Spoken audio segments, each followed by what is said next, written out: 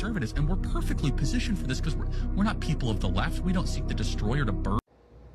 Because you're not people of the left,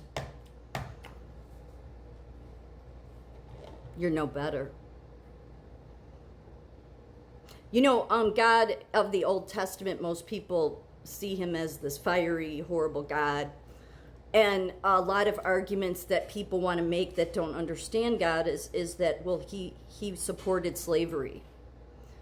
He didn't support it, but it's talked about over and over again in the Old Testament. But why was that going on? Because of the original sin. They were under judgment. They were under judgment. So he knew it was going to happen because of their own decision making, because of Eve and Adam, both. And so there was judgment. And part of that judgment was that, yes, there were slaves, but God put parameters on it that, you can't, you couldn't just do anything you wanted. But he never supported it. It was part of judgment. So those who kidnap and traffic people, this is in the Old Testament, are to be executed. When it comes to harm done to a slave, if a slave owner killed a slave, the owner was to be punished, potentially even with death. If a slave was permanently injured, for an example, an eye or a tooth was destroyed, the owner had to set the slave free as compensation for injury. So all of these things like that God put in place, everybody then runs around and says, well, God supported slavery. No, he didn't. But it was the consequence of being under judgment.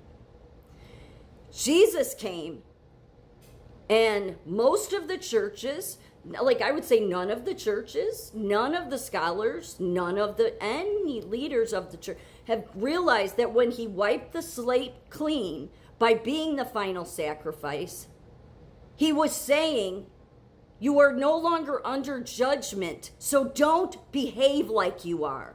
So then when the whole world goes on to think that God wants women to be treated as less than, wants them to be seen as property of their husbands, and gets a foolish person here like Charlie Kirk who has no wisdom whatsoever and really just is serving the beast.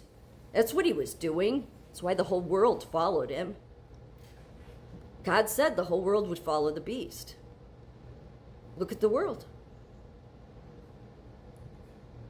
But Jesus deliberately showed in his deeds and actions with the fact that Mary Magdalene followed them everywhere that, look what I'm doing.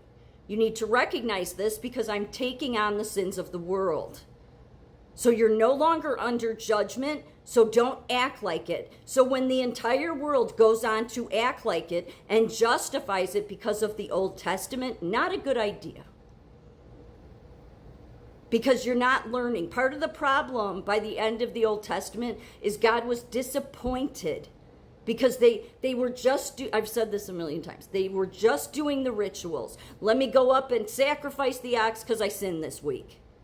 But they weren't getting closer to God. They weren't knowing God. They were not biblically or scripturally maturing at an emotional level, maturing scripturally.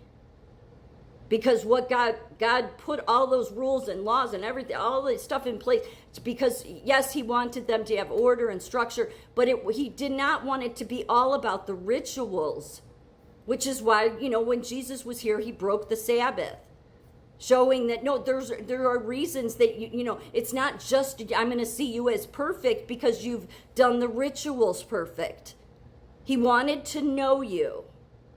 He did it. He created all of this to know because he wanted to interact, be with his creation.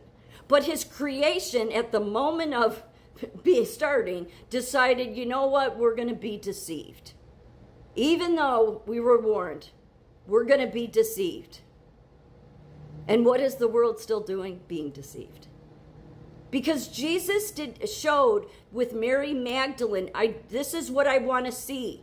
So I don't care what country you are, when you still continue to think that women should be subservient to men, when you still think that men should be the authority over women, you Christian nationalist stupid men, then what you show Jesus is that who you serve is the beast. The whole world follows the beast.